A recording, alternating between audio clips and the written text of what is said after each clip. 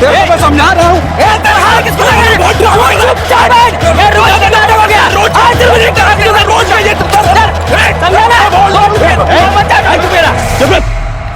रोज दारू पी के लपड़ा कहता है। अरे सर क्यों झगड़ा करते हो डेली के डेली दारू पी के? साहब साहब साहब साहब साहब उधर एक आदमी का पैर पड़ा है साहब। कहाँ?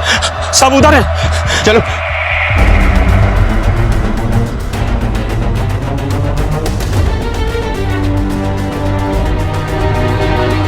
किसने देखा था? सर इसने। साहब इधर मारामारी चल रही थी, वो देखने के लिए मैं इधर से आ रहा था तो ये पैर दिखा मेरे को। बड़े ये तो एक ही पैर है, मुझे लगता है इसके और बॉडी पार्ट ट्रैक के आसपास बिखरे होंगे, एक बार चेक करना पड़ेगा। 21 फरवरी 2014 को मुंबई पुलिस को बोरीवली और कांदीवली के बीच में एक आदमी का कटा हुआ पैर मिला। शरीर के बाकी हिस्सों की जांच पुलिस ने जी जान से शुरू कर दी।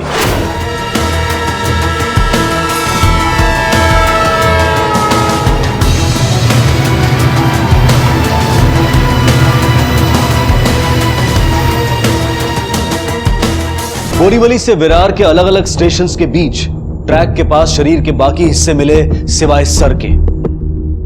जिसने भी ये कत्ल किया था उसने पूरी कोशिश की थी कि इस आदमी की शिनाख्त ना हो पाए और इसीलिए उसने उसके शरीर के टुकड़े करके अलग अलग जगह फेंक दिए थे। पुलिस के लिए एक बिना चेहरे की लाश एक मुश्किल, एक पहेली हल करने के बराबर थी। आखिर कौन था यह आदमी जिसको इतनी बेरहमी से मारा गया था और क्यों? किस कदर उस इंसान को इससे नफरत रही होगी जिसने इसे मारा? या शायद वो दिमागी रूप से बीमार होगा। वो जो भी था बहुत शातिर था, लेकिन पुलिस ने भी हार नहीं मानी और वो अपनी छानबीन में जुट गई। सर ये सभी टुकड़े एक ही बॉडी के हैं और इसकी मौत तकरीबन 2 से 3 दिन पहले हुई है। इसकी बॉडी से ऐसा कुछ मिला है जो हमें इसकी पहचान ढूंढने में मदद कर पाए? मिला है सर, इसके इस हाथ पर एक सर्जरी की गई है, एल्बो रिप्लेसमेंट सर्जरी, और उसके सीरियल नंबर से आपको ये पता चल सकता है कि ये सर्जरी कब परफॉर्म की गई थी, किसने कहाँ किस पर परफॉर्म की थी। क्या नंबर है उसका? सर नंबर है CKR 00114201। इंस्पेक्टर, ये जॉइंट सर्जरी 4 दिसंबर 2011 की है और पेशेंट का नाम है मिस्टर संतोष सातोस्कर। डॉक्टर क्या मुझे संतोष सातोस्कर का एड्रेस मिल सकता है? बिल्कुल मिल सकता है, बस उसके लिए आपको रिसेप्शन जाना पड़ेगा। Okay, thank you doctor.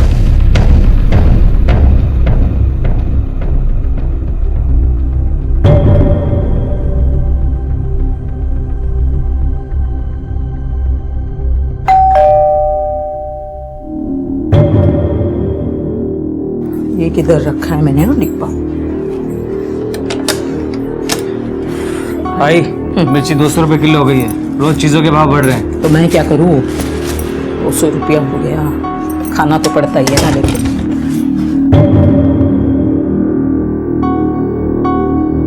जरा सब्जी देखना का। आई जल्दी करना, मुझे कॉलेज के लिए देर हो रही है। देख मुझे 2 ही हाथ है, समझा ना? 2 हाथों से जितना हो सकता है उतना जल्दी ही कर रही हूँ। आई सुनना। हाँ काय रे? ले ये चेक साइन करके दे। और सुन, वो अपने 3-4 कस्टमर्स है ना, उन्होंने डब्बा कैंसिल करने को बोला है। क्यों? तू रोज एक ही भाजी भेज देती है उनको। अरे दूधी खा के थक गए वो लोग। अभी तूने ही बताया ना मुझे, मिर्ची का भाव क्या हो गया? 200 रुपया किलो। हम उनसे जितना पैसा ले रहे हैं ना उतने में यही परवड़ता है क्या? मेरे ताट में से उनको खाना खिलाऊं क्या? चल ले ले पकड़। आई सुन ना, मेरे पास ना बिजनेस के लिए मस्त आइडिया है। ये देख, तो बिजनेस का जो आइडिया है ना तेरे दिमाग से निकाल दे। अभी तेरी उम्र नहीं है, तू सिर्फ पढ़ाई पे ध्यान दे, समझा? कीर्ती याला डबे देत गा भरून। लगेचच काहीतरी डोक्यात शिरत राहतं। संभाळ हमें एक आज तेरा खर्चे का। आई संभाल के जाना। चल चल चल, बहुत काम है। क्या ये संतोष सातोस्कर का घर है? आई क्या रे?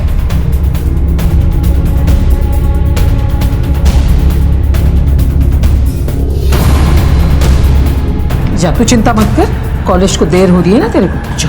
हाँ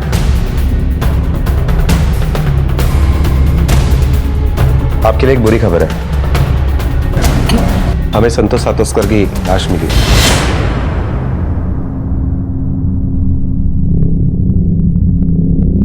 क्या सब? लेकिन उनको मर के अभी 1 साल हो गया है। क्या? हाँ।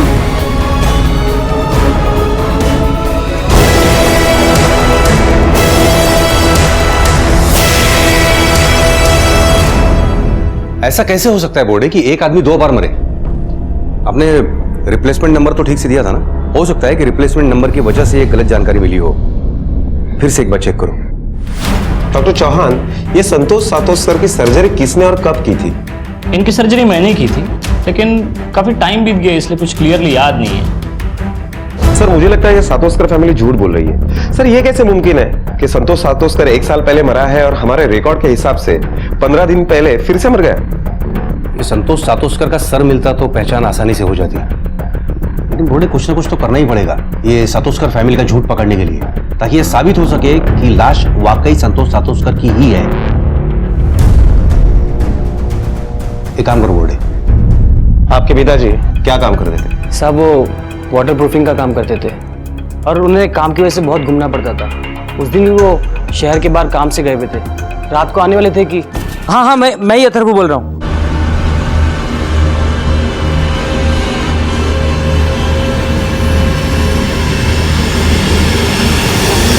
अरे क्या हुआ?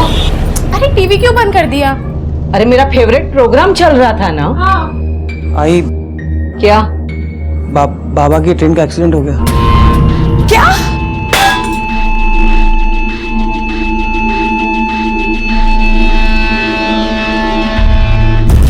और 2 दिन बाद में हमें उनकी लाश मिली और यही पास में शमशान में हमने उनका अंतिम संस्कार किया साहब। ये तुम्हें कैसे पता चला कि वो लाश तुम्हारे पिताजी यानी संतोष सातोस्कर की ही है? साहब लाश बहुत ज्यादा जल चुकी थी। रेलवे ने बर्थ के रिकॉर्ड से सबकी पहचान की थी और बाबा की सीट पे ही उनकी लाश मिली थी। तुम्हारे पास उनका डेथ सर्टिफिकेट तो होगा ही ना? जी हाँ साहब। उसकी एक कॉपी और संतोष सातोस्कर का एक फोटो हमें चाहिए। लाता हूँ सर।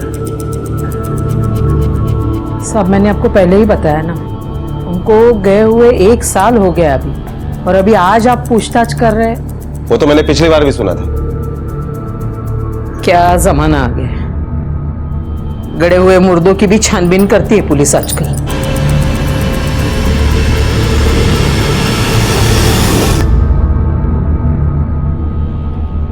लीजिए साहब, ये उनका फोटो और ये।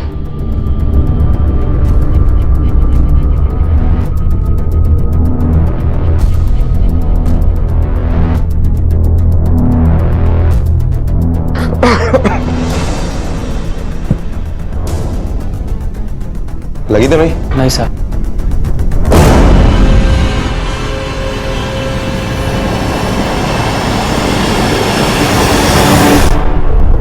रिका में ये अथर्व के सिर का बाल है, डीएनए टेस्ट के लिए भेज देना। पिछले साल ही संतोष की मौत हुई ट्रेन एक्सीडेंट में। साहब बड़ी हिम्मत वाली औरत है अलका। आदमी के जाने के बाद बड़ी मेहनत से डब्बे का बिजनेस जमाया उसने। अभी देखो ना, आजू बाजू में जितनी भी कंपनी है, ऑफिस है, उधर इसी का टिका जाता है। मालूम नहीं इंश्योरेंस का कितना पैसा मिला है, मगर इतना मालूम है कि इंश्योरेंस का मोटा पैसा मिला है। पैसा तो सब झगड़ा भी खड़ा करता है ना। रोज दोनों भाइयों में इंश्योरेंस के पैसे की वजह से झगड़ा होता था, मारामारी होती थी। एक दिन तो अलका जी को बीच बचाव करना पड़ा। मुझे मेरा हिस्सा चाहिए। और कितने दिन शुरू में कि डब्बे वाली क्या औलाद हूँ? किधर से लाऊं हिस्सा? पैसा होगा तो होगा ना हिस्सा। ये शेरनी मत लगा तू। इंश्योरेंस के पैसे में मेरा भी हक है, मुझे भी अपना बिजनेस खड़ा करना है। बोलना पैसा नहीं है, समझता नहीं तेरे को? जा ले जिसके पास बड़ा हिस्सा। मुझे पता है सारा पैसा तू ही हड़पना चाहता है। बताऊं तुझको मैं? तू मत बता मेरे को। ए अथर्वा, क्या रे? अरे क्या चल रहा है? कुछ शर्म है तुझे? बड़ा भाई होके छोटे पे हाथ उठाता है। तू जा, उसको लेके जा अंदर। अरे जा तू रे। तुझे इतना जल्दी बड़ा होने का है? किसी ने कुछ बोला क्या तुझे तो तू इतना? क्या है आप लोगों का? क्या है? किसी के घर में कुछ हो जाए तो आ गए अपने झांकने। जाओ, यहाँ क्या सर्कस चालू है क्या? सर हमने रेलवे में और पड़ोसियों से पूछताछ की तो यही बात पता चली कि वाकई में संतोष सातोस्कर 1 साल पहले ही गुजर चुका है। डेथ सर्टिफिकेट भी झूठा नहीं है। और एक बात पता चली है सर, संतोष सातोस्कर का 25 लाख का इंश्योरेंस था जो क्लेम में उसके फैमिली को मिला और रेलवे की तरफ से एडिशनल 5 लाख रुपए भी मिले। इन्हीं 30 लाख रुपए की वजह से उसके बेटों में काफी झगड़ा हुआ करता था। इसके अलावा किसी के ऊपर शक करने की कोई वजह नहीं है। नहीं, लेकिन बोर्डे, इंश्योरेंस का पैसा मिलना या उसके लिए झगड़ा होना कोई इतनी बड़ी बात नहीं है कि जिसके लिए हम किसी को उठा सके या फिर सस्पेक्ट बना सके। और अभी तक यह भी साबित नहीं हुआ है कि वो लाश वाकई में संतोष सातोस्कर की ही है। सर आरनाला बीच पे एक आदमी का कटा हुआ सर मिला है।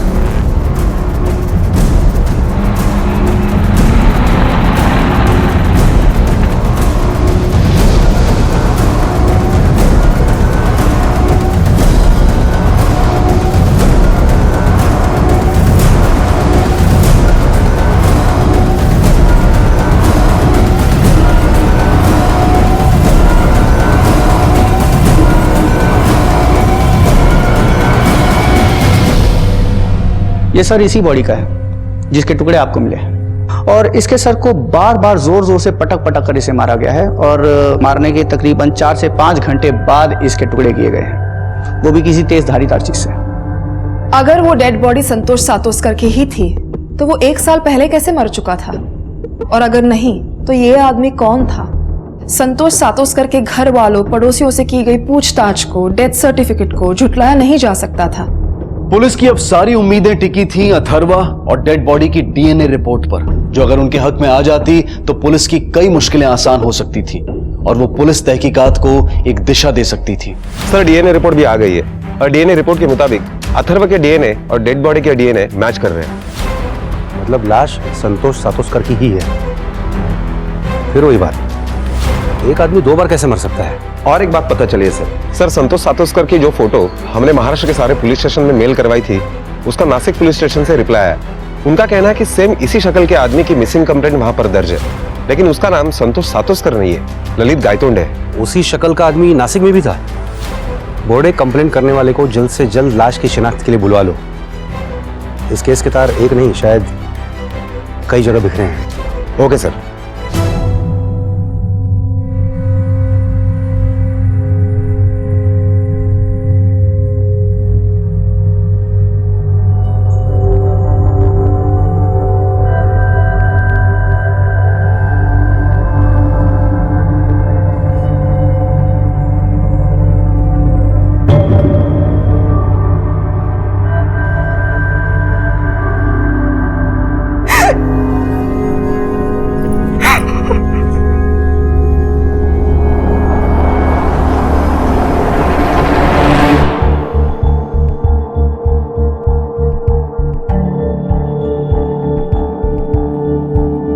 साहब, ललित मेरे पति थे। शादी कब हुई थी आप दोनों की? 11 मार्च 2013 को हमने शादी की थी। आप दोनों की पहली बार मुलाकात कब हुई थी? कुछ 1.5 साल पहले। ललित किसी काम के लिए नासिक आए थे तब। तो मर के अभी 1 साल हो गया है। हम रोज एक दूसरे से मिलने लगे और फिर पता ही नहीं चला कि कब फिर हमने शादी कर ली। मुझे डर था कि ऐसा ही कुछ होने वाला है। मालूम था मतलब? साहब, वो मेरे पहले पति है ना, वो ललित को धमकी देते थे, मार डालेंगे, सबक सिखाएंगे। क्यों मार डालेगा?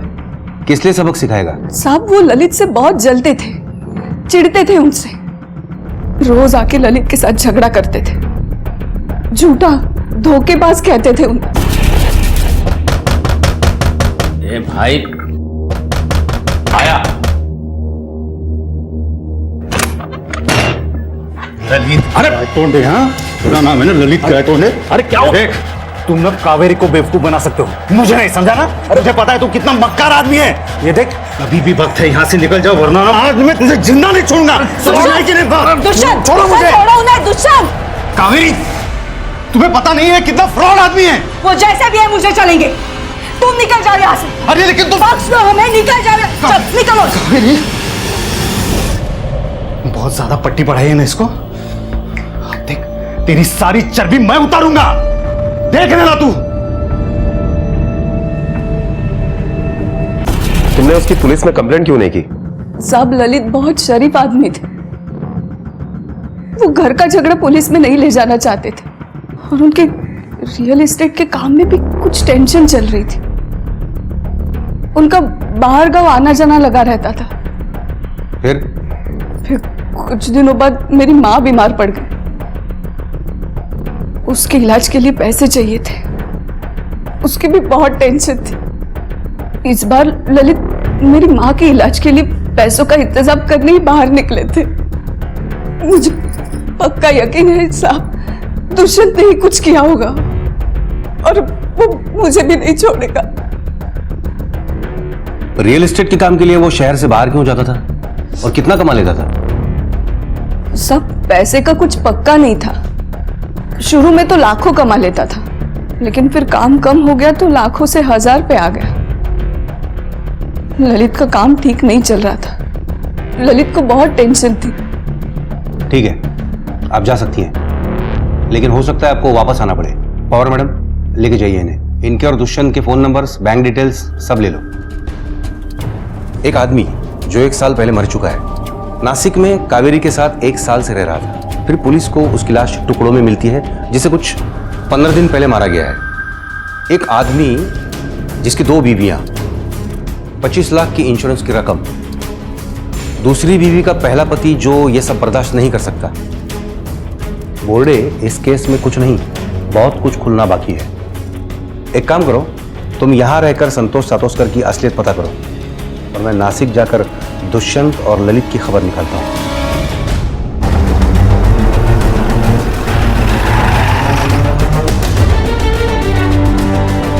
ये दुकान आपकी है? जी हाँ सर। क्या किया था ललित ने? सर वो ललित एक नंबर का फ्रॉड और झूठा आदमी था। उसने मेरा घर तोड़ा, मेरी शादी तोड़ी और सबसे ज्यादा गुस्सा मुझे इस बात का है कि उसने कावेरी को मुझसे छीना। लेकिन सर उसके लिए मैं उसकी जान नहीं ले सकता सर। तुम कैसे कह सकते हो कि वो झूठा और फ्रॉड था? सर देखिए ना, अभी वो अपने आप को स्टेट एजेंट कहलाता, लेकिन ये एरिया में उसके नाम पे एक भी एग्रीमेंट नहीं है। यहाँ तक कि उसके नाम पे रेंट एग्रीमेंट भी नहीं है। वो जो मोबाइल यूज करता था वो भी मेरी बीवी के नाम पे था सर, कावेरी की। और उसने कावेरी को अपने पिछली जिंदगी के बारे में, परिवार के बारे में कभी कुछ पता नहीं लगने दी। मुझे तो पूरा डाउट था सर उसका कोई ना कोई लफड़ा जरूर है।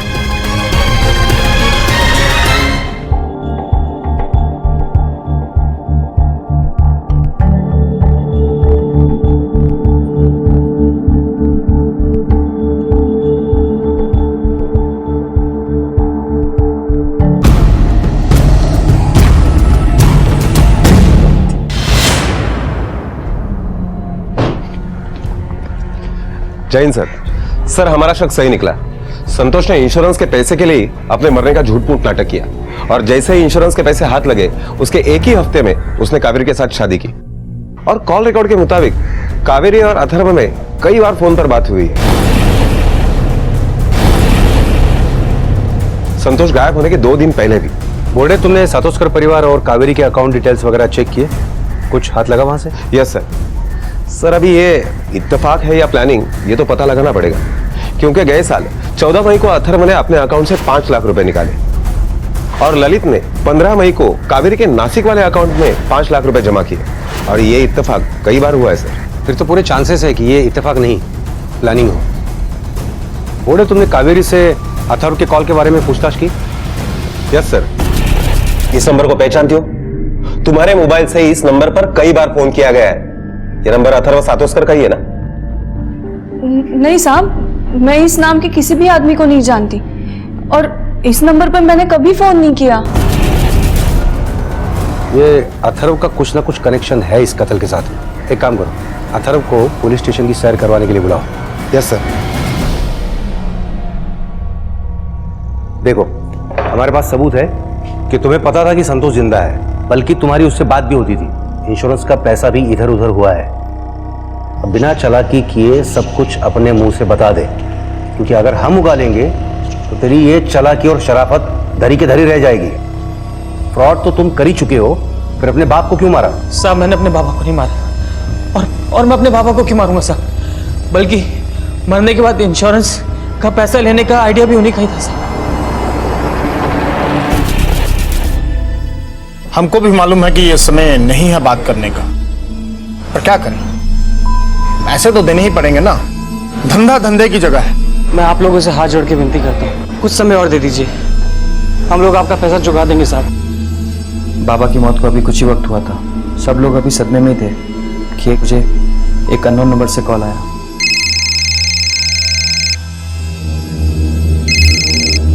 हेलो हेलो, मेरे पास एक खबर है तुम्हारे बाबा के बारे में।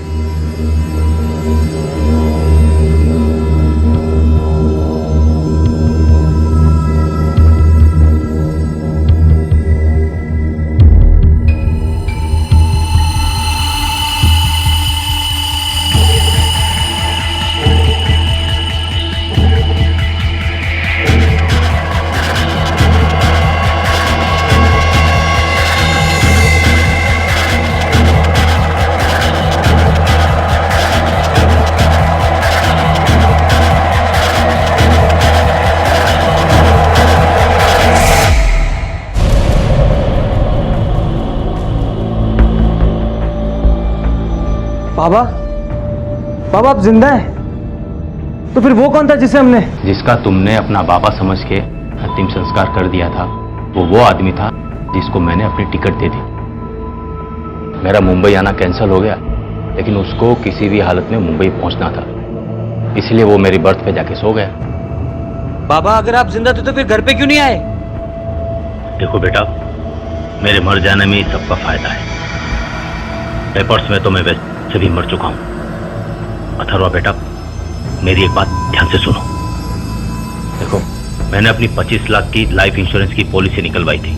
अलका और तुम दोनों जाके उस पर क्लेम करो और हम दोनों वो पैसा आधा आधा बांट लेंगे।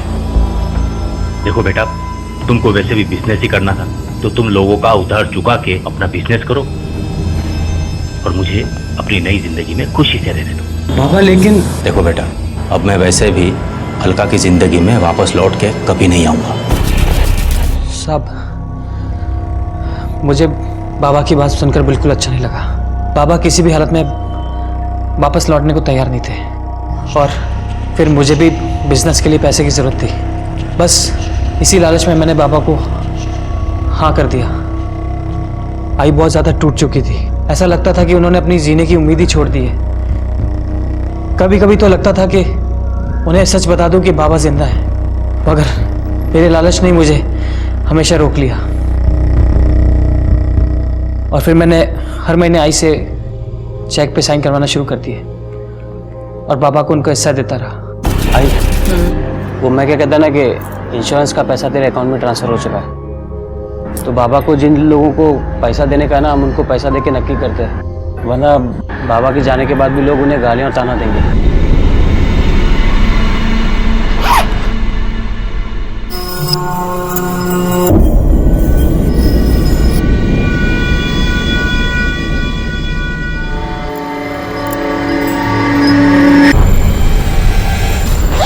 चल आता हूँ आई।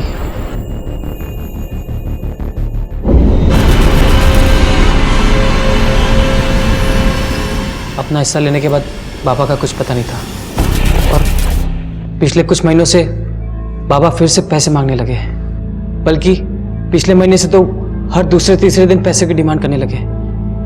अब आप ही बताइए मैं कहाँ से लाता इतने पैसे? इसलिए मुझे बाबा को साफ बोलना ही पड़ा। बाबा, 12 लाख से ज्यादा दे चुका हूं अब तक आपको, कहां से लाऊं रोज पैसा? अभी 3 दिन पहले ही आपको पैसा दिया था, और ये क्या है कि हर दूसरे तीसरे दिन आप मुंबई आ जाते हैं? किसी ने देख लिया ना तो जेल की हवा खाना। फिर मुझे मत सिखा जेल की हवा। अगर मैं जेल गया ना तो साथ में तू भी जाएगा, क्योंकि तू मेरा इंश्योरेंस का पैसा खा के बैठा है, समझा? जेल की हवा। एक और बात, मुझे अभी के अभी 50,000 चाहिए अर्जेंट। मैं यहां से हिलूंगा नहीं जब तक पैसा नहीं मिलेगा। अब तुझे क्या करना है, कैसे करना है, मैं नहीं जानता, मुझे पैसा चाहिए अभी अभी, बस। ठीक है, फिर मुझे एक रात की मोहलत दीजिए। बड़ी रकम है, जमा करने में टाइम लगेगा, तब तक आप हमारे गोडाउन में रहिए। एक रात मतलब सिर्फ एक रात, याद रखना। मैं बहुत डर गया था साहब। अगले दिन ही मैंने आई से चेक पे साइन करवाए, बैंक जाके पैसा निकाला और गोडाउन पहुंच गया। बाबा,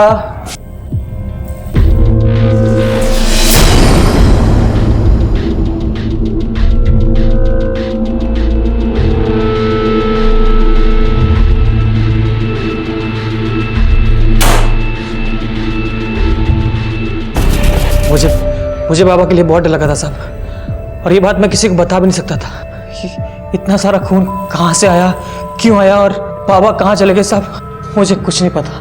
मैंने कुछ नहीं किया साहब, मुझे कुछ नहीं मालूम। तुमने तुम्हारे बाप का कत्ल किया है या नहीं, इस बात का पता हम लगा ही लेंगे, लेकिन तुमने उसके साथ मिलकर जो फ्रॉड किया है उसकी सजा तुम्हें जरूर मिलेगी। चल अब ये बता, ये तेरा गोडाउन कहाँ पे है?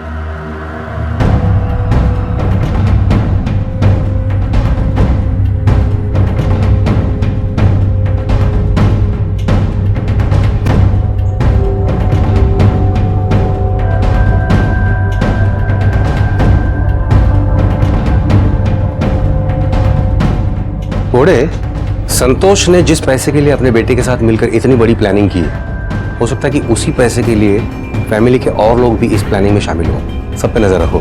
कातिल का अब तक तो कोई सुराग मिला नहीं है, लेकिन उम्मीद है जल्द से जल्द वो हाथ आएगा। अच्छा, तुमने कत्ल के वक्त अथर्व की फोन लोकेशन चेक की?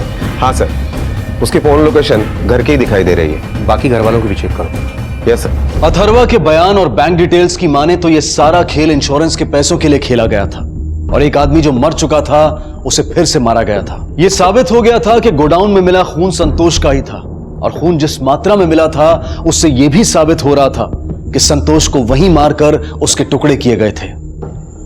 संतोष उर्फ ललित का कातिल कौन था इसका पता नहीं लग पाया था, पर उसका पूरा परिवार पुलिस के शक के घेरे में था। आखिर कौन था उसका कातिल? पुलिस के शक की सुई अथर्वा, दुष्यंत और कावेरी पर थी, लेकिन कोई और भी था जो अब तक पुलिस की आंखों से ओझल था, और संतोष के कत्ल के लिए उसके पास मकसद भी था।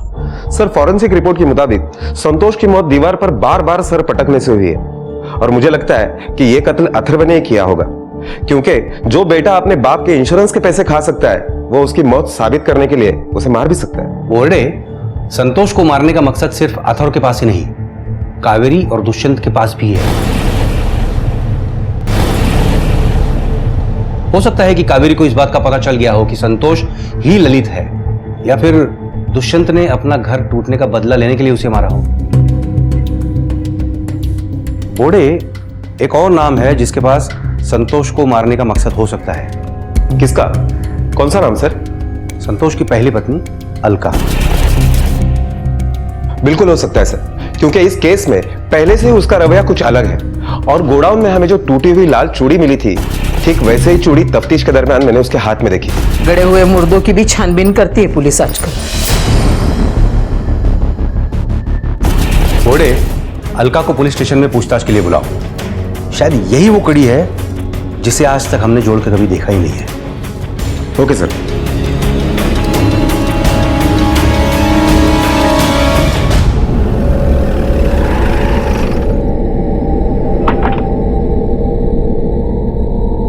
सर, ये वही रजिस्ट्रेशन की फाइल है, इसके अंदर। सर, अलका मैडम को लेके आए। काफी मजबूती से बांध रखा है तुमने अपने घर परिवार को। देखकर लगता है कि तुम पर कभी किसी बात का असर होता ही नहीं होगा। क्यों नहीं होता है ना सर? ये मजबूती है या दुख? दुख इस बात का कि जिस इंसान की विधवा बनकर तुम जी रही हो वो 20 दिनों पहले तक जिंदा था, एक दूसरी औरत के साथ रह रहा था। इस बात का तुम्हें पता चल गया। पता चलते ही तुम्हारा यह दुख इस कदर गुस्से और बदले की भावना में बदल गया कि तुमने उसे सचमुच ही मार डाला। एक झूठ मूठ की विधवा से सचमुच की विधवा बनना तुमने मंजूर कर लिया। बोलो, सही है ना?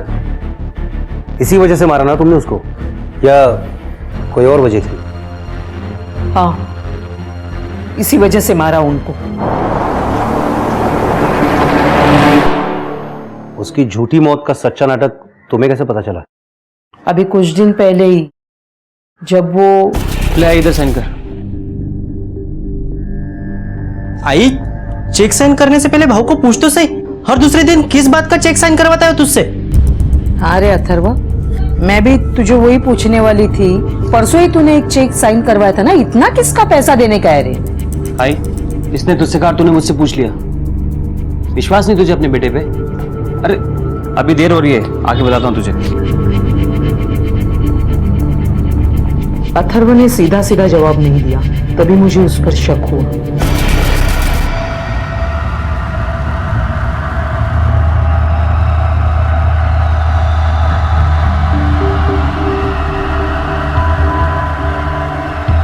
हाँ अच्छा अच्छा ठीक है ठीक है ठीक है।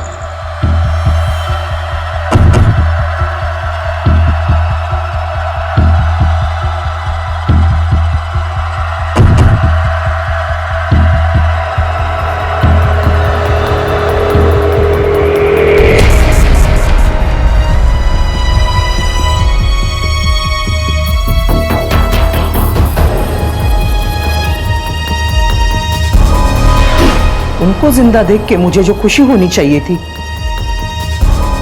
वो खुशी एक पल में खो गई।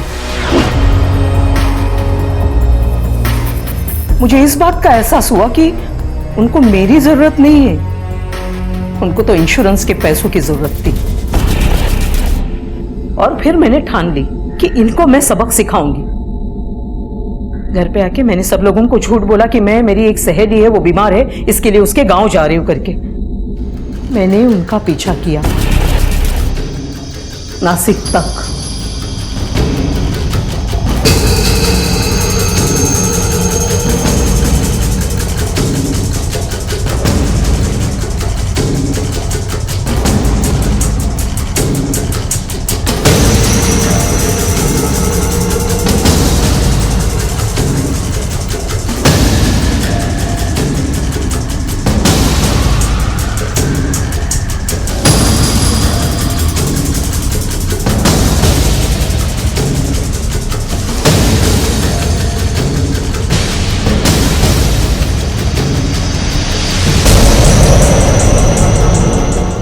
वहां जाके देखा तो वो किसी और औरत के साथ रहते हैं।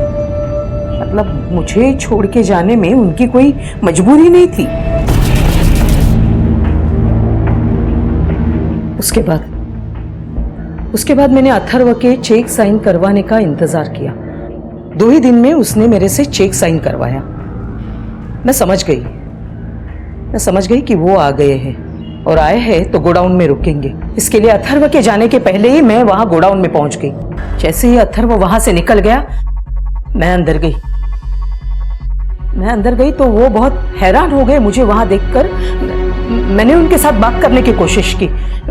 मैं बात कर रही थी लेकिन वो कुछ सुनना नहीं चाहते थे। फिर हमारी बात बहस तक पहुंची, हमारा झगड़ा शुरू हुआ और मैं गुस्से से बहुत पागल हो गई थी। मैंने गुस्से में आकर फिर उनको मारा, उनको मैंने काट दिया और फिर उनके टुकड़े करके मैंने फेंक दिए। कैसे मारा तुमने उसको?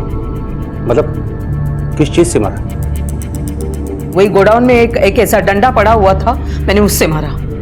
और टुकड़े कहां फेंके? रेल की पटरी पे।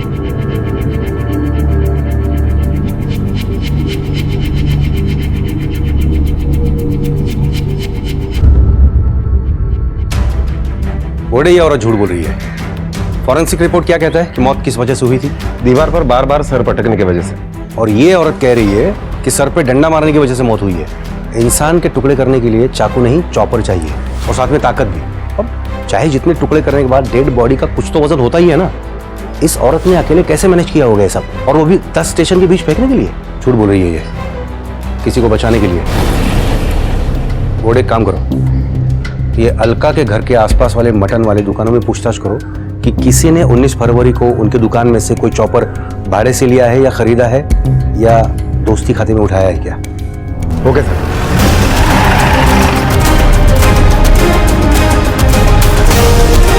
कहाँ घर जा रहा है? हाँ। चल तुझे तेरे असली घर पर लेकर चलते हैं। देखा मैं क्या आला।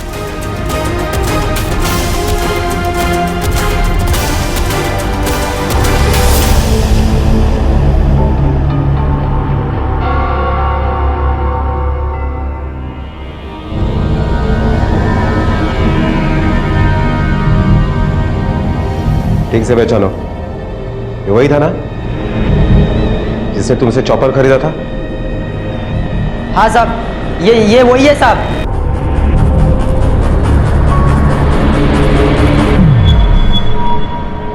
चल बिना घुमाए फिराए सीधे सीधे अपने मुंह से बोल, क्यों मारा अपने बाप को? क्योंकि उन्होंने मेरे आई को धोखा दिया। मैंने अपने आई को देखा है रात रात भर बाबा के यादों में रोते हुए। तुझे पता कैसे चला कि वो जिंदा है? उस दिन मेरे दोस्त के घर में पार्टी थी, बहुत सारे मेहमान आने वाले थे, खाना खाने के लिए बर्तन चाहिए थे, इसलिए मैं गोडाउन में गया बर्तन लाने के लिए। तब मैंने वहां पे बाबा को देखा।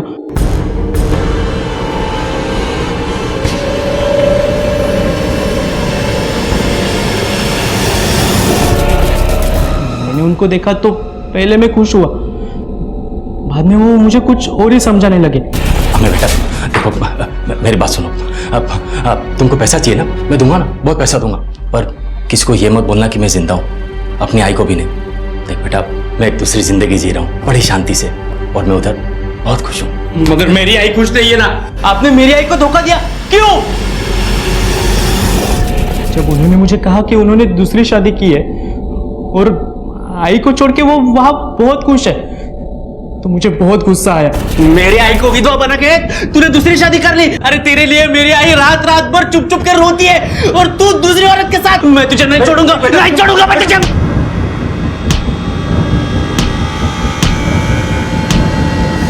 मैंने ये सब घर जाके अपने आई को बताया।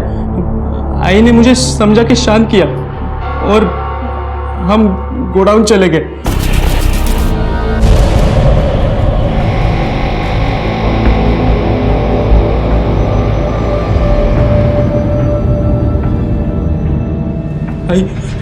आई देख मेरे हाथ से क्या हुआ। आई जानबूझ के नहीं किया मैंने। आई इसने तुझे धोखा दिया, ये सुन के मुझे बहुत गुस्सा आया। इसलिए गलती से हो गया।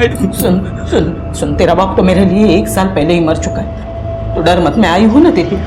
हाँ, हम एक काम करेंगे, तो डर मत, हम इनकी लाश का कुछ ठिकाना लगा देंगे, इनके टुकड़े टुकड़े करके फेंक देंगे। अगर तुझे किसी ने भी कुछ पूछा ना तो मैं संभाल लूंगी, समझा ना? ये आदमी के वास्ते मैं मेरा घर टूटने नहीं दूंगी। तू फिक्र मत कर, मैं हूँ, मैं सब संभाल लूंगी तुझे। हाँ, सब संभाल लूंगी। मैंने अपने एरिया के मटन वाले से मटन काटने का चॉपर लिया और मैं और आई गोडाउन में गए। वहां मैंने बाबा के शरीर के टुकड़े टुकड़े कर दिए। उसी दिन मैंने वो टुकड़े ट्रेन में से अलग अलग जगह पे फेंक दिए। मैंने अपना फोन घर पे ही रखा था ताकि किसी को मेरे ऊपर शक न हो जाए।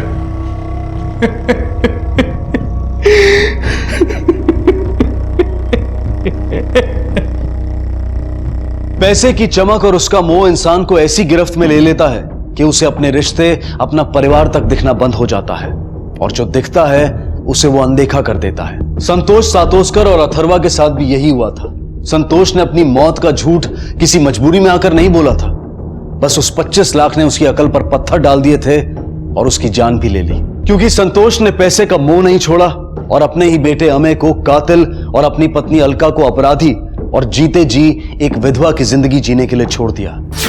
और दूसरे तरफ थी कावेरी, जो एक नरक से निकलकर एक झूठे मक्कार आदमी के साथ हंसी खुशी जिंदगी जीने के सपने देख रही थी। उसने कभी जानने की कोशिश भी नहीं की कि यह आदमी कौन है, कहां से आया है, जिसकी उसको सजा भी मिली। ऐसा जरूरी नहीं है कि जो आसान लगे वो आसान हो, सही हो। इंसान को जरूरत है अपने आप को भटकने से बचाने की, जिसकी लापरवाही अथर्वा ने बरती थी। अगर अथर्वा संतोष का सच अपने घर में बता देता तो इतने हादसे, इतनी जिंदगियां बर्बाद होने से बच सकती थी। पैसा जो आपकी मेहनत, आपके हक का ना हो, वो जिस रास्ते आता है उस रास्ते जाता भी है।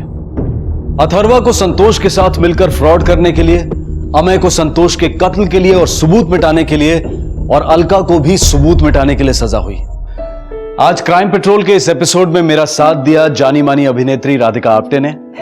तो राधिका, आप क्राइम पेट्रोल के दर्शकों को अपनी फिल्म फोबिया के बारे में और अपने किरदार के बारे में कुछ बताइए। जरूर। 27 मई को मेरी फिल्म फोबिया रिलीज हो रही है, जो कहानी है महक की। आत्मनिर्भर, आत्मसम्मान, आत्मविश्वास से भरपूर महक के साथ एक हादसा हो जाता है। वो हादसा उसके दिमाग पर इतनी गहरी चोट कर देता है कि वो हादसे के बाद वो घर में और घर के बाहर असुरक्षित महसूस करती है। वो डरती है घर में और घर के बाहर भी। फोबिया का मूल आधार लड़कियों की असुरक्षा और उनके साथ होने वाले हादसे हैं। ये हादसे उनके व्यक्तित्व और जिंदगी को हिला कर रख देते हैं। क्या है महक का डर और क्या सच है उसके डर के पीछे, ये सारे राज तो आपको फिल्म देखने के बाद ही पता चलेंगे। और मैं उम्मीद करती हूँ कि आप सबको मेरी फिल्म फोबिया बहुत पसंद आएगी। आई एम श्योर सभी दर्शकों को आपकी ये फिल्म जरूर पसंद आएगी। तो राधिका, क्राइम पेट्रोल के सभी दर्शकों की तरफ से और हमारी पूरी टीम की तरफ से आपकी फिल्म के लिए आपको ढेर सारी शुभकामनाएं कि आपकी फिल्म हर स्तर पर सराही जाए। Thank you so much. Thank you. अब मैं अनूप सोनी आपसे विदा लेता हूं, फिर मुलाकात होगी अगले एपिसोड में और खुलासा करेंगे एक और जुर्म का। तब तक अपना और अपने परिवार का ख्याल रखें और देखते रहें क्राइम पेट्रोल डायल 100। सबक एक को सीख हम सबको। जय हिंद। जब एक पक्ष दूसरे पक्ष को नीतिगत या गैर नीतिगत तरीके से चोट पहुंचाने का प्रयास करता है तो जो स्थिति उत्पन्न होती है उसे द्वंद्व कहते हैं। द्वंद्व वो घातक अवस्था है जो बड़े से बड़े अनर्थ का कारण बन सकती है और आज का एक केस उस हकीकत को बयां करता है जो द्वंद्व के ऐसे ही अनर्थों का कारण बनी थी। ले आओ द्रुपद पुत्री को दुशासन, हम हैं बड़े भैया। दुशासन, तूने अगर पंचाली को हाथ लगाया तो तेरी दांत तोड़ दूंगा। भीम, तुम दांत हो हमारे, नजरें नीची करो।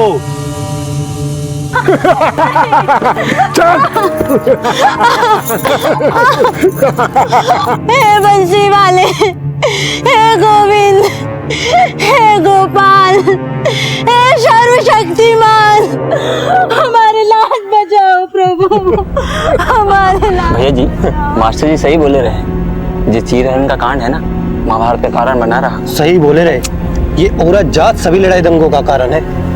अरे रावण का लंका भी तो इसीलिए जला था। अब पराया मर्द पराई स्त्री को छुएगा तो घमासान तो मचेगा ना। वो बात तो है।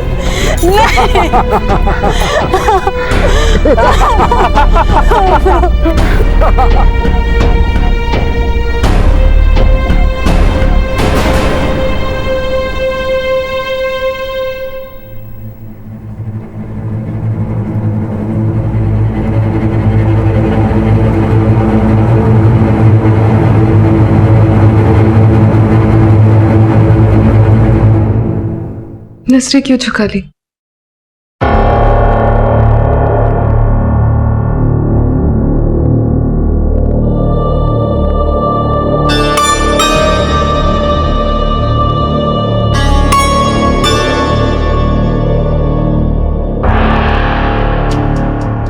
अब हमें कोई नहीं देखेगा।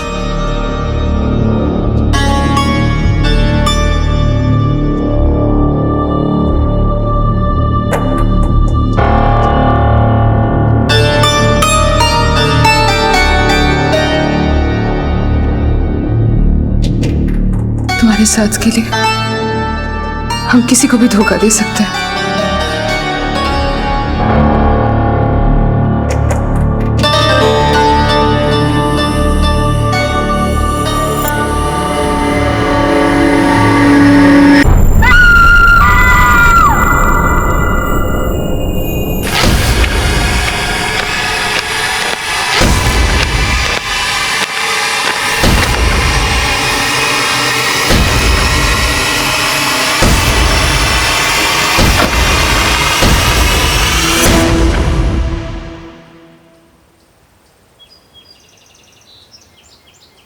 सब रेडी है? एक मिनट मैम। और जी सुपारी। मीडिया वालों को भी खिलाओ सुपारी, जुबान काबू में रहती है। अटल सिंह जी, समझ लीजिए हम अपने चैनल के लिए आपकी ड्यूटी कर रहे हैं। हमारी जबान आपकी शान में ही बोलेगी। और रिपोर्टर, जब आप जितनी खूबसूरत हो तो लोग सुनते कम देखते ज्यादा है। हमारा तो सुझाव ये रहेगा कि बाबूजी के प्रोफाइल में आप जितना कम दिखे उतना अच्छा है। जैसा कि हम सब जानते हैं, अटल सिंह जी उत्तर प्रदेश के एक जाने माने बिजनेसमैन हैं। इनके फूड प्रोसेसिंग प्लांट्स ने गांव के कई बेरोजगारों को रोजगार दिया है। आज हम अटल सिंह जी और उनके परिवार के साथ उनके अनुभवों, उनकी पारिवारिक जिंदगी और रिश्तों से आपका परिचय करवाएंगे। तो अटल सिंह जी, सबसे पहले ये बताइए, आपकी सफलताओं के राज क्या है? हम तो अपने आप को सफल नहीं मानते। हम आज भी बेहतर कल के लिए संघर्ष कर रहे हैं। कैसा कल चाहते हैं आप? वैसा कल जहां इस क्षेत्र का हर व्यक्ति गर्व से कह सके कि वो सफल है। 18 साल पहले हम इस गांव के पंच प्रमुख थे, तभी से हमारे विचार इसी ओर अग्रसर हैं। और राजनीति में आने का उद्देश्य हमारा यही नहीं है, बल्कि वो उम्मीदें जो आम आदमी अपने पूर्व विधायकों से कर रहा था, वो विधायक उस पर खरे नहीं उतरे। मतलब आप वो कर दिखाना चाहते हैं जो अभी तक इस क्षेत्र का कोई भी विधायक नहीं कर पाया? जी। दीदी आपको डायबिटीज है ना? मिश्री छोड़िए, गिरारी उठा लीजिए। बड़े ही किस्मत वाले हैं हम जो आपकी जैसी भाभी मिली है। हमारी एक सलाह मान लो, तुम भी मीठा चखना छोड़ दो, बहुत ही रसीली हो गई हो। ये है अटल सिंह जी के छोटे बेटे वीर प्रताप सिंह। वीर जी, आप कुछ कहना चाहेंगे अपने पिता के लिए? जी, हमारी शुभकामनाएं पिताजी के साथ। वो बीते 18 सालों का हिसाब जरूर चुकाएंगे, जैसा कि उन्होंने अभी कहा। और ये है अटल जी की बड़ी बहू ऋचा सिंह। ऋचा जी, एक निजी सवाल, आपकी खूबसूरती का राज क्या है? जी वो तो आपको हमारे पतिदेव से पूछना चाहिए। आप खूबसूरत तो है, लेकिन लगती गांव की ही है। वैसे आपको देखकर विश्वास नहीं होता कि आपने गुडविन कॉलेज दिल्ली से अपनी ग्रेजुएशन की है। राज क्या है उन डिग्रीज का? Correction, I'm no graduate. I hold an MA degree in political science. और ये है अटल जी की इकलौती बेटी मृदुला सिंह। मृदुला जी, अपने पति के स्वर्गवास के बाद आप अपने पिता के घर ही रह रही है, तो कैसा लगता है यहाँ? एक बेसहारा को अगर सहारा मिल जाए और वो भी अपनों से, तो हर दुख सुख में बदल जाता है। और ये है अटल जी के बड़े बेटे, उनके उत्तराधिकारी केदार सिंह। केदार जी, क्या लगता है आपको, आपके पिता की इस चुनाव में जीत होगी? निश्चित जीत होगी। बाबूजी ने कभी हारना नहीं सीखा। हमारा भी। ये है मेरा वारिस सूरज और ये पोती स्वाति।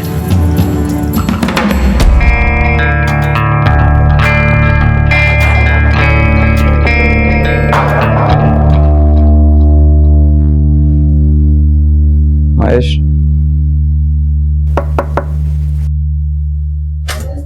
नमस्ते साहब। जाओ। ठीक है सर।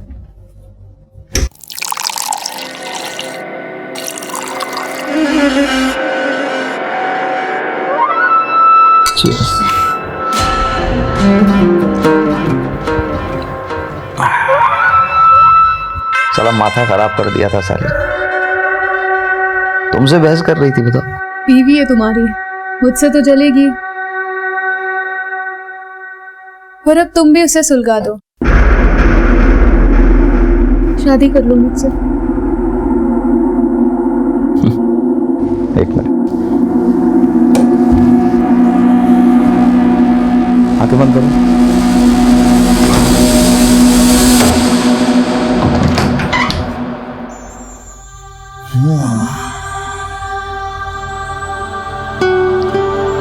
कैसा लगा?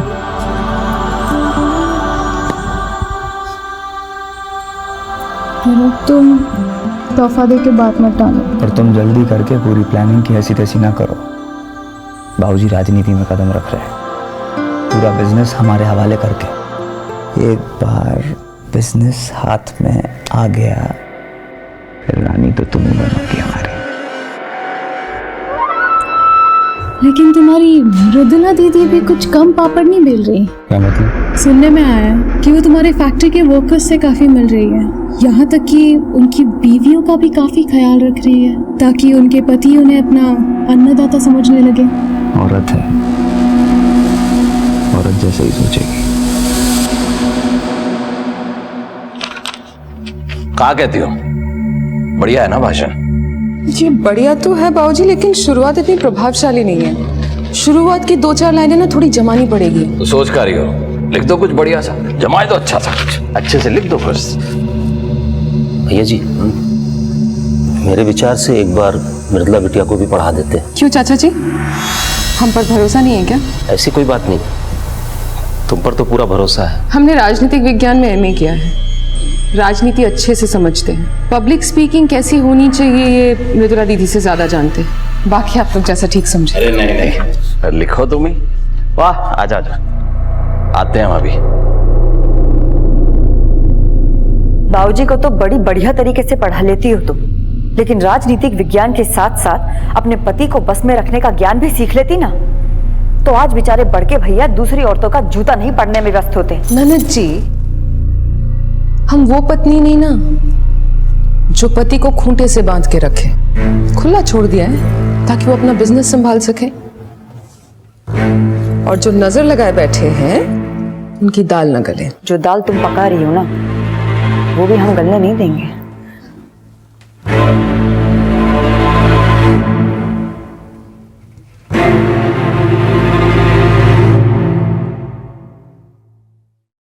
सूरज केदार सिंह है हम, अटल सिंह के पोते, बंदूक से खेलना शौक है हमारा।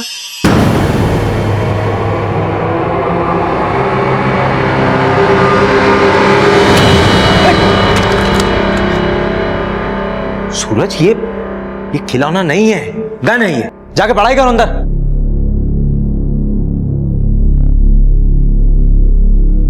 क्या हुआ वीर? भाभी ये क्या है? असली गन है ये।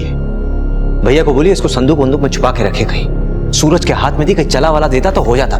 तुम तो जानते हो अपने भैया को, हमारी सुनते तो आज तक हमें कोई शिकायत नहीं होती, पर उन्हें ना तो परवाह अपने बच्चों की और ना हमारी। रात रात भर गायब रहते हैं, और वो भी पता नहीं किस किस के साथ।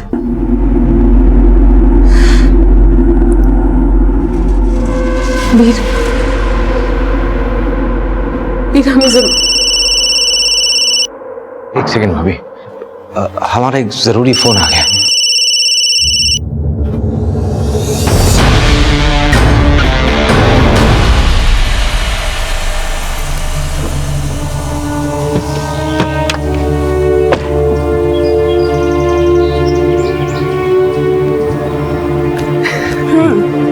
अब याद आई हमारी, अगर हम कॉल ना करते ना तो तुम हमसे मिलने भी नहीं आते।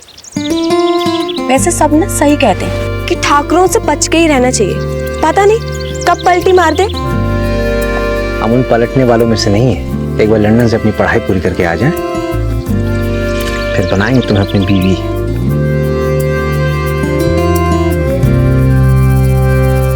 लंदन जाकर हमें भूल तो नहीं जाओगे ना? तुम ऐसा सोच भी कैसे सकती हो?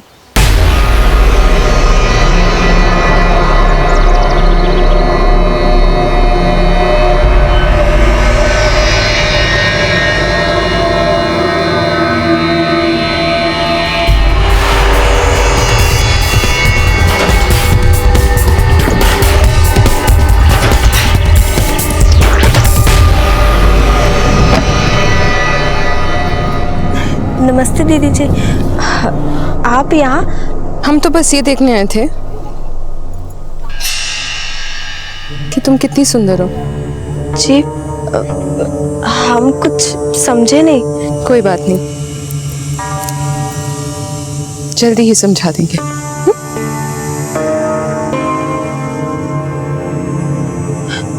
अच्छा दीदी, अब हम चलते हैं।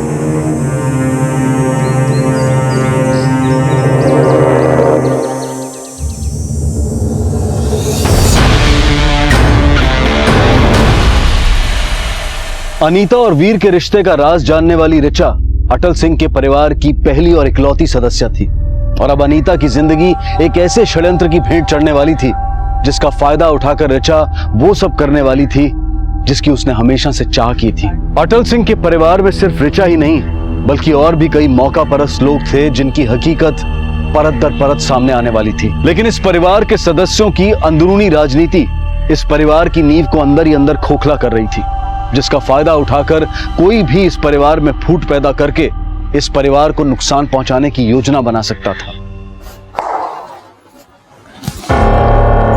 वाणी, तुम यहाँ? तुम तो हमसे मिलने आते नहीं, तो सोचा हम ही तुमसे मिलने आ जाए। वाणी, यहाँ कैसे? वीर की आप खींच लें या हमसे मिलने आई हो? भाभी, दोनों ही बातें हैं।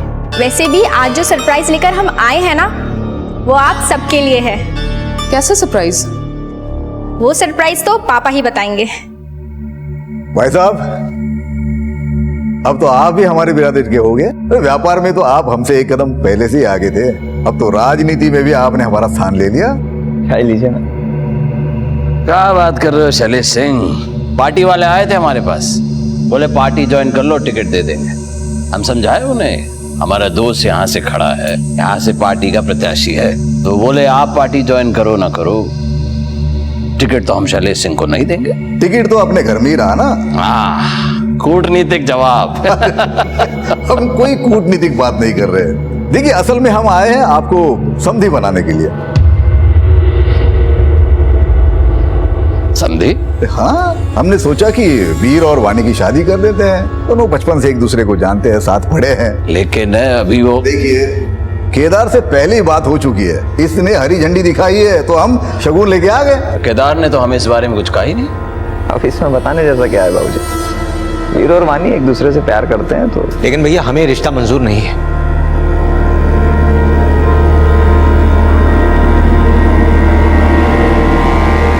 वाणी, देखो बुरा मत मानो, दरअसल वीर अभी शादी के लिए तैयार नहीं है। हमारा मतलब है कि वो अभी लंदन जाके पढ़ाई करना चाहता है। अगर इतनी सी बात है तो इसके लंदन जाने से पहले सगाई कर लेते हैं, लंदन से लौटने के बाद शादी कर लेंगे। आप समझ नहीं रहे, हम नहीं कर सकते शादी। पर क्यों वीर? वाणी, क्योंकि हम तुमसे प्यार नहीं करते। पापा चलिए यहाँ से, बहुत इंसल्ट हो गई।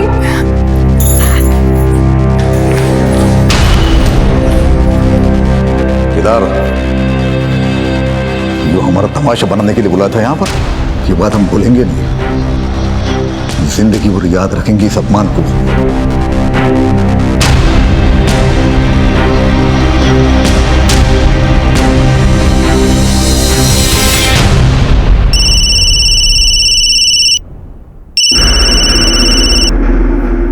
इस वक्त क्यों फोन किया? मुझे तुमसे बहुत ज़रूरी बात करनी है। बोलो। फ़ोन पे नहीं बता सकती, तुम अभी के अभी गेस्ट हाउस आ जाओ प्लीज़।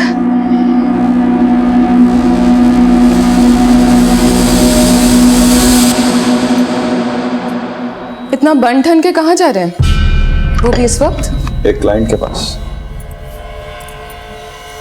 और रखेल को क्लाइंट कब से बुलाने लग गए? जब सब पता है तो पूछ क्यों रही है? पूछे बिना रहा नहीं जाता। बीवी हूं ना। तुम दुनिया की पहली बीवी नहीं जिसकी सौत ना हो। लेकिन जो बाकी बीवियां सहती हैं, हम वो नहीं सहेंगे। हमें खूंटे से बांधने की कोशिश की तो खूंटा हम भी बांध देंगे तुम्हारे लिए। औरत हो, औरत की तरह रहो। ज्यादा मर्दानगी दिखाई ना तो खूंटे के साथ साथ तलवे चाटने की नौबत आ जाएगी।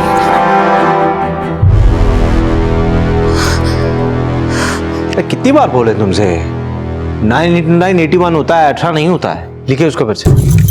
सूरज, स्वाति, तुम लोग अभी तक यहाँ पे हो? चलो चलो उठो, चलो जल्दी, सोने का टाइम हो गया। चमेली, इनको लेकर जाओ, जल्दी सुला देना। हाँ जल्दी। भाभी,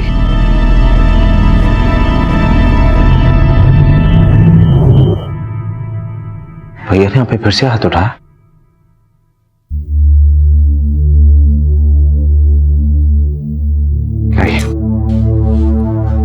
हम जानते हैं वीर, तुम्हें हमारी बहुत फिक्र है। हमें सिर्फ आपके लिए बुरा लग रहा है भाभी। बुरा इसलिए लग रहा है क्योंकि तुम अभी भी हमसे प्यार करते हो। भाभी। भाभी नहीं, सिर्फ रिचा। क्यों वीर, ये पहली बार तो नहीं है। हमसे जो हुआ वो भूल थी। भूल नहीं, प्यार था। लेकिन हम वो गलती दोबारा नहीं दोहरा सकते भाभी, इसलिए उस रात जो कुछ भी हुआ हमारे बीच वो आप ही भूल जाइए। प्लीज वीर, हमें मत रोको। अगर वो गलती थी तो उस गलती को हम बार बार दोहराएंगे।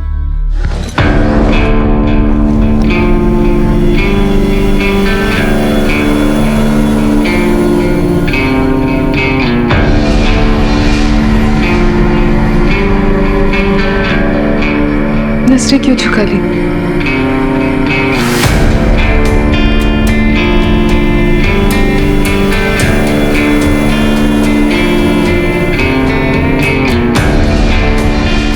अब हमें कोई नहीं देखेगा।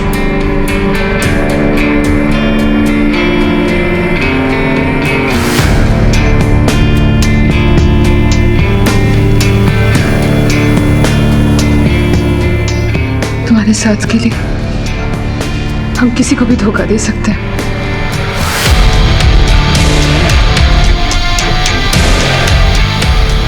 क्यों रोक रहे हो खुद को? हम जानते हो तुम हमसे प्यार करते हो, इसलिए तुमने वाणी का रिश्ता ठुकराया ना। ये आपकी गलतफहमी है भाभी। हम किसी और से प्यार करते हैं और हम उसको धोखा नहीं दे सकते।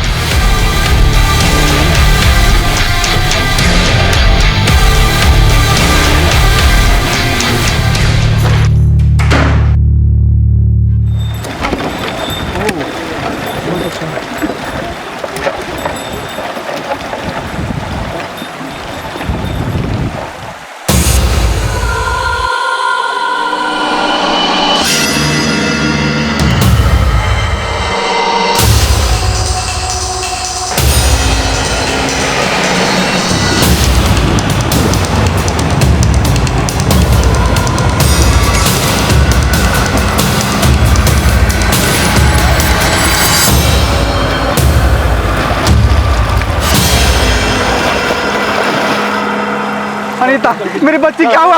अरे मेरी बच्ची को क्या हुआ? अनीता, मेरी बच्ची, अरे मर जाने दो। अरे मेरी बच्ची को क्या हुआ? अरे मेरी बच्ची।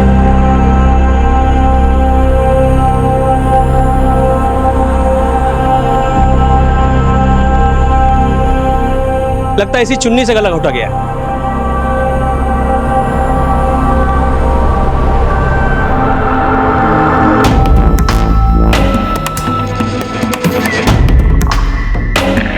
ये हमारी बेटी अनीता है। कल शाम से ही हम इसके लिए परेशान थे। कल शाम से लापता थी, कहाँ गई थी? ये अपनी सहेलियों के साथ निकली थी।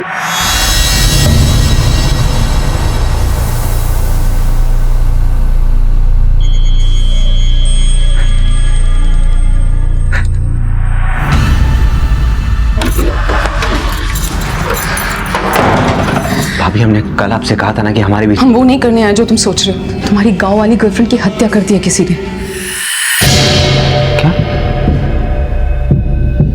आप झूठ बोल रहे हैं। हम झूठ नहीं बोल रहे, जो देख कर आए हैं वो बता रहे हैं तुम्हें। ये सच नहीं हो सकता।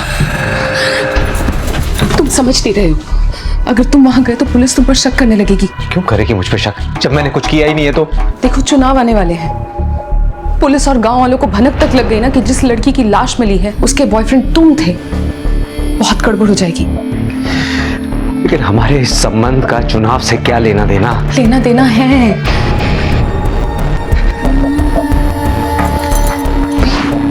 संभालो अपने आप को, हम समझ सकते तुम्हारा दर्द। बहुत तकलीफ होती है जब हमें प्यार करने वाला हमारा साथ छोड़ देता। तुमने आखिरी बार अनीता को कब देखा था? शाम को हम थे उसके साथ। साहब, ठाकुर साहब के बंगले से रोज उससे कोई मिलने आता था।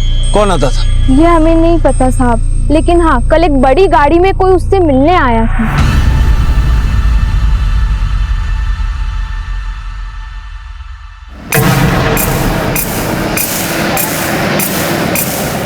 अच्छा, तुम दोनों जाओ, हमें आने में लेट हो जाएगा, ठीक है?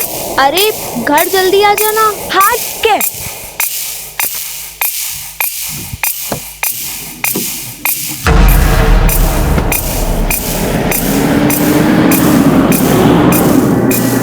जो उससे मिलने आया था उसका चेहरा देखा था तुमने? नहीं साहब, हम उसका चेहरा नहीं देखे। गाड़ी के बारे में कुछ बता सकती हो? हाँ साहब, एक सफेद रंग की बड़ी सी गाड़ी थी।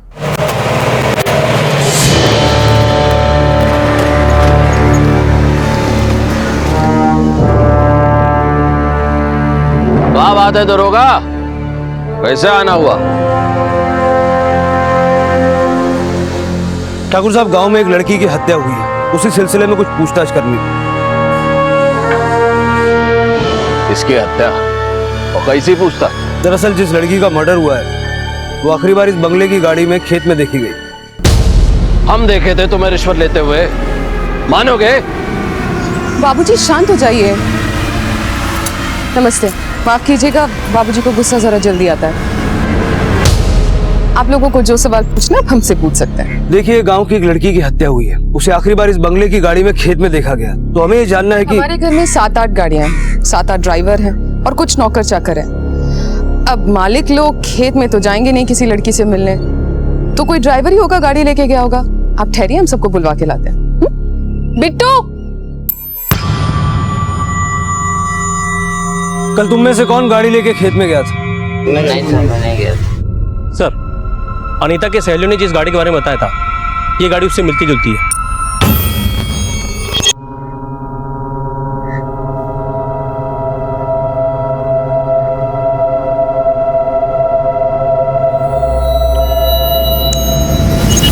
ये गाड़ी कौन चलाता?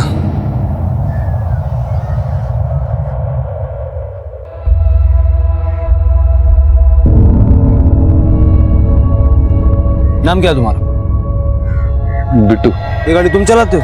नहीं साहब, हम तो मृदुला मैडम के ड्राइवर हैं, ये वाली कार चलाते हैं। फिर ये गाड़ी कौन चलाता है? वो साहब कोई नहीं चलाता, वो ऐसे ही खड़ी रहती है। खड़ी रहती है तो फिर खेत में कैसे पहुंचे? मालूम नहीं साहब।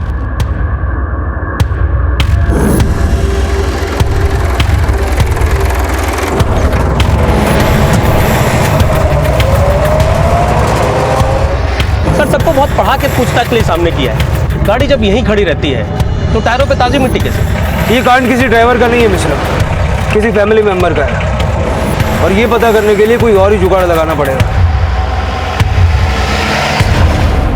सर, ये बिट्टू अटल सिंह की बेटी मृदुला का ड्राइवर आपसे कुछ करना चाहता है। सर बोलो। साहब, दरअसल बात यह है कि हम आपको सच इसलिए नहीं बताएं कि अगर हम कुछ बोलते तो मालिक हमारी चमड़ी उधड़वा देते। साहब डरो मत, बैठो, जो कुछ जानते हो साफ साफ बताओ। साहब, आप जिस गाड़ी के बारे में बात कर रहे थे, दरअसल मालिक के बड़े बेटे केदार सिंह खुद ही चलाते हैं, वो किसी को छूने तक नहीं देते। साहब, केदार सिंह कल वो खुद ही गया था उस लड़की से मिलने? गाड़ी हम बाहर जाते हुए देखे थे साहब, लेकिन उसके बाद का हमको नहीं पता।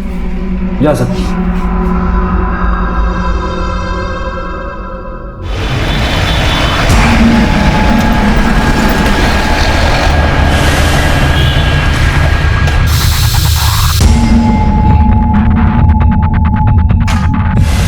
दरोगा बाबू, अंदर कहाँ घुसे जा रहे हैं?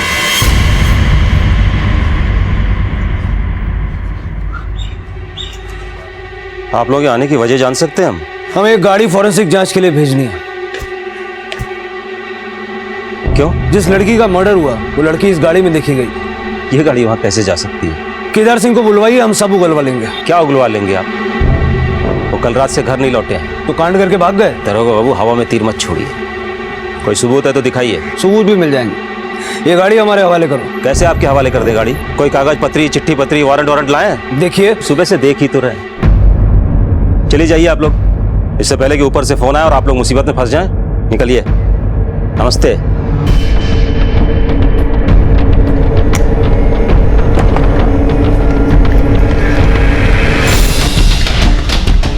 सर, अब एक लड़की की गवाही पे मजिस्ट्रेट गाड़ी उठाने का परमिशन तो देगा नहीं। अब ऐसा क्या सुराग ढूंढे कि केदार सिंह हाथ में आए? कुछ भी हो मिश्रा, इन्वेस्टिगेशन रुकनी नहीं चाहिए। कोई ना कोई सबूत तो जुटाना ही होगा इस केदार सिंह के खिलाफ। चलो।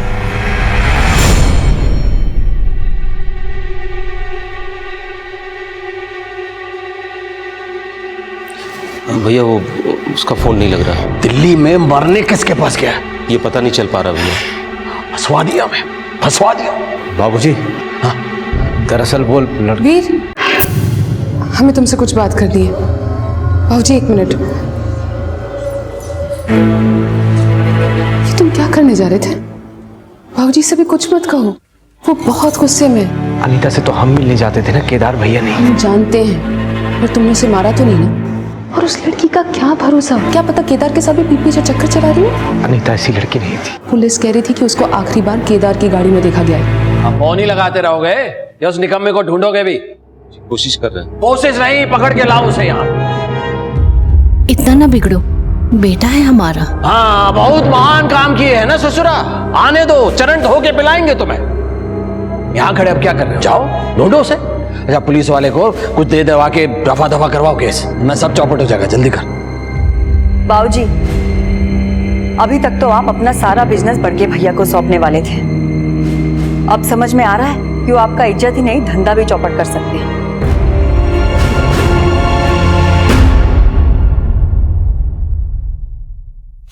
भाभी, कोई केदार भैया से मिलने आया है। क्या बात है? आज कुआ खुद प्यासे की खोज में चला है। हमें केदार से मिलना है, आप प्लीज उन्हें बुला दीजिए, बहुत ही अर्जेंट है। केदार की हर खबर रखने वाली आज खुद केदार को ढूंढ रही है। वैसे क्या राज है आपकी इस तलाश का? हमें उनसे एक बहुत ही अर्जेंट इंटरव्यू के सिलसिले में मिलना है। तो तुम्हारी ये सिलसिले बड़े भाते हैं केदार को। आपको जो भी बोलना है ना वो साफ साफ बोलो। साफ सफाई छोड़ो और केदार से दूर रहो। देखो कहीं हमारा माथा ठनक गया ना तो पछताने की नौबत भी नहीं मिलेगी तुम्हें। आपको कोई गलत फैमिली हो, अनजान बनने का ढोंग तो करो मत हमारे सामने। ये जो घटिया परफ्यूम लगाई है ना तुमने, ये हम रोज सूंघते अपने पति के शरीर पर। और ये जो तुमने लटका रखा है ये उसी इंटरव्यू की फीस होगी जो तुम केदार से लेती हो। देखिए बहुत बोल गई आप। लेकिन तुम ना हमारी जुबान पकड़ सकती हो और ना ही इस घर की बहू बनने का सपना देख सकती हो। देखो केदार की बीवी तो हम हैं और उसके बच्चों की माँ भी। तुम क्या बन के रह जाओगे? बस रखे। इतना सब जानती हो तो फिर ये भी जानती होगी कि तुम्हारे पति ने तुम्हारी जगह ना जाने किस किस को दे रखी है।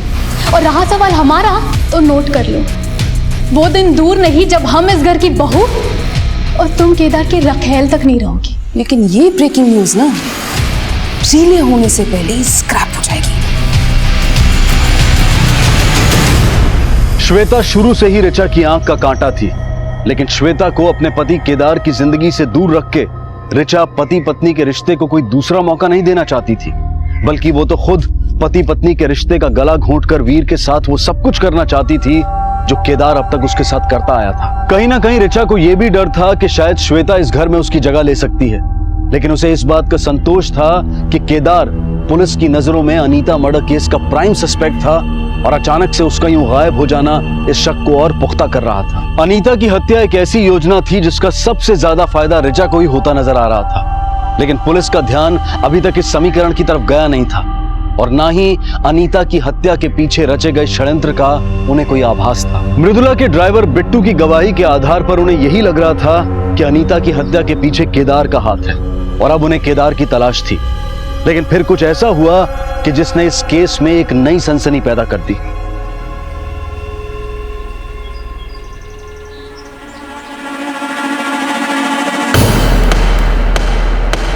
लाश?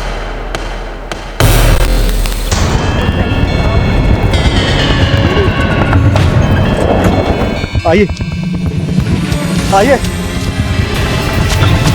ये देखिए। कहाँ लाश? साहब यहीं पर थी साहब, इसी जगह पर। देखिए ना खून भी लगा है, पर लाश गायब कहाँ हो गई? साहब हमें क्या पता साहब, वो तो देखकर हम आपको बुलाने चले गए थे। तरह के चल मारो सर।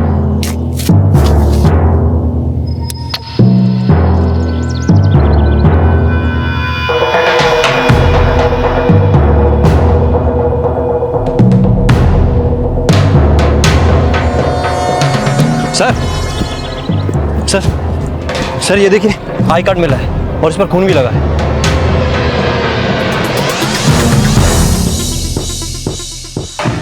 सर ये महेश केदार सिंह के गेस्ट हाउस में नौकर है। ये बता रहा था कि केदार और श्वेता का अफेयर चल रहा है। पता साहब को जो हमको बोला। साहब श्वेता मैडम अक्सर गेस्ट हाउस पे आके रुकती थी और जब भी वो वहाँ रुकती थी तब केदार सर भी उनके साथ रहते थे। कब से चल रहे हैं सर? यही कोई 2 साल से।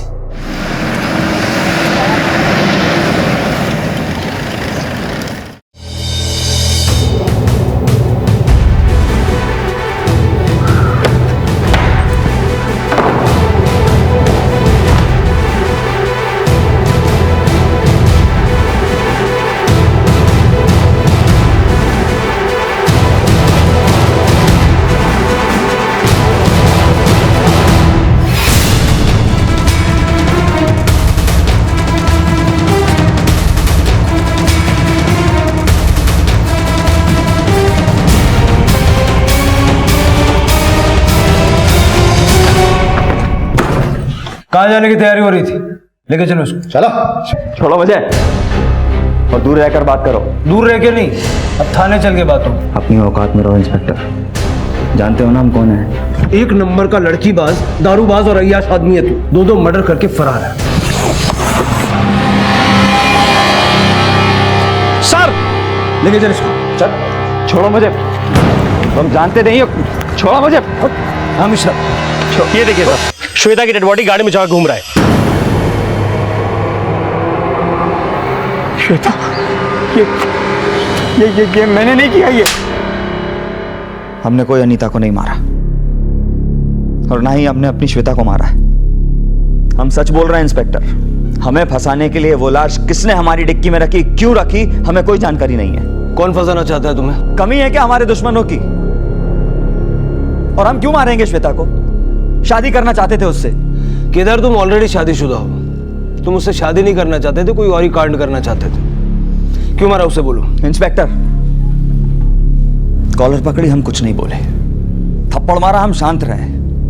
लेकिन ये झूठे केस में आप हमें फंसा नहीं सकते, फोर्स नहीं कर सकते आप हमें। हमने श्वेता को नहीं मारा, प्यार करते थे उससे, शादी करना चाहते थे। चलो मान लेते नहीं मारा, तो फिर अचानक गायब कहां हो गए थे?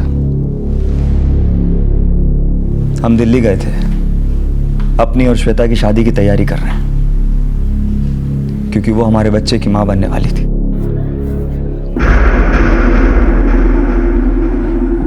क्या हुआ? अचानक क्यों बुलाया मुझे? Kedar, I'm pregnant. क्या? ये तो और भी स्ट्रॉन्ग मोटिव है। मतलब किसी शादीशुदा आदमी की लवर प्रेग्नेंट हो जाए तो वो तो उसकी। आप गलत समझ रहे हैं। हम सच में श्वेता से प्यार करते थे, सच में उससे शादी करना चाहते थे। इसके लिए हम ऋचा को तलाक भी देते, निश्चित देते। 3 दिन से मैं दिल्ली में था। यकीन ना हो तो आप पता कर लीजिए पता। अरे कहा मतलब है बेल नहीं मिल पाई? चुनाव लड़ने जा रहे हैं और हमारा कपूत जेल में है। कहा छवि बनेगी जनता के सामने हमारी? केदार की गाड़ी से श्वेता की लाश मिली, बेल मिलना मुश्किल। तो क्या हमारे पति जेल में ही रहेंगे? वकील साहब, आप कुछ भी कीजिए, लेकिन हमारे पति को जेल से निकलवाइए।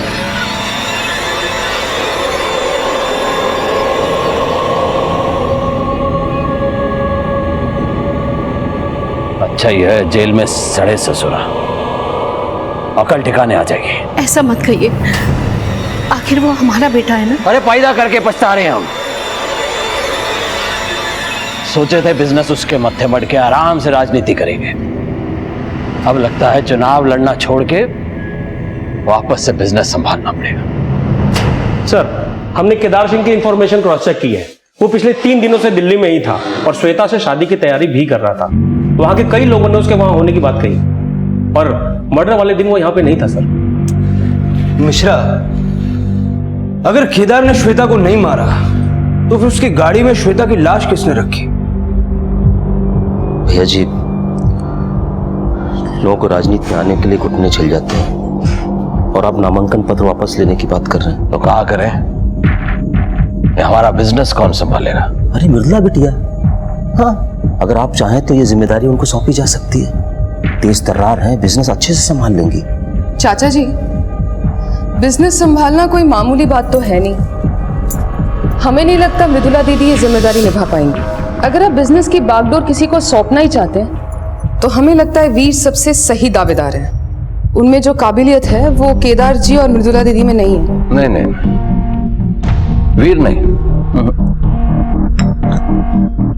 वैसे भी वो 2 साल के लिए लंदन जा रहा है। पर उन्हें रोका भी तो जा सकता है। बाबू जी, अगर अपने बिजनेस मृदुला दीदी को सौंप दिया तो बोर्ड ऑफ डायरेक्टर्स कभी उन्हें स्वीकार नहीं करेंगे। उनके पति ने कंपनी में जो गबन किया था, हमें नहीं लगता लोग उसे भूले होंगे। सही कह रही हो बहुरिया। समय की मांग है कि वीर को बिजनेस सौंपा जाए।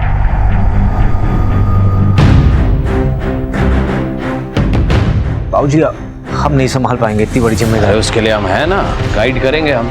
बाबूजी, इतना आसान नहीं हुआ। जिंदगी में पहली बार तुमसे कुछ मांग रहे हैं, मना मत करो। लेकिन बाबूजी, प्लीज वीर, मान जाओ। ऋचा, तुम अपने आप को बहुत होशियार समझती हो। पति के जरिए राज नहीं कर पाई तो अब देवर का इस्तेमाल कर रही हो। हम अपने आप को होशियार समझते नहीं, हम होशियार हैं। अब हम जो करेंगे ना भाभी माँ, वो तुम समझना तो दूर सोच भी नहीं पाओ। All the best. माना कि अनीता की मर्डर वाली रात केदार यहीं था, लेकिन वो अनीता से मिलता था या उसके कोई संबंध थे, ऐसा कोई प्रमाण सामने नहीं आया। लेकिन श्वेता से उसके संबंध थे, पर श्वेता के मर्डर वाले दिन वो दिल्ली में था। फिर बिट्टू ने हमसे झूठ क्यों बोला? इस डबल मर्डर केस की कहानी क्या है? अगर ये दो मर्डर्स दो अलग अलग लोगों ने किए हैं तो वो कौन है? अगर दोनों का हत्यारा एक ही है तो वो कौन है? सर, हमें तो लगता है कि इसमें एक ही आदमी का हाथ है। ये बहुत बड़ा षड्यंत्र है सर। हो सकता है कि अटल सिंह की विरोधियों की उसके बेटे को फंसाकर उसके चुनावी अभियान में खलल डालने की कोशिश हो। मिश्रा, हो ये भी सकता है कि अपराधी कोई और ही हो और उसने जानबूझकर ये वक्त चुना ताकि हमारी शक की सुई राजनीतिक षड्यंत्र की तरफ जाए। ये खेल सिर्फ सत्ता का नहीं है मिश्रा, इसमें कई और सारे पहलू हैं जो अभी तक हमारे सामने नहीं आए। हमने वीर को अपना वारिस बनाने का फैसला किया। बस कुछ कागजी कार्रवाई के बाद कल से वीर हमारे सारे बिजनेस की बागडोर संभालेगा।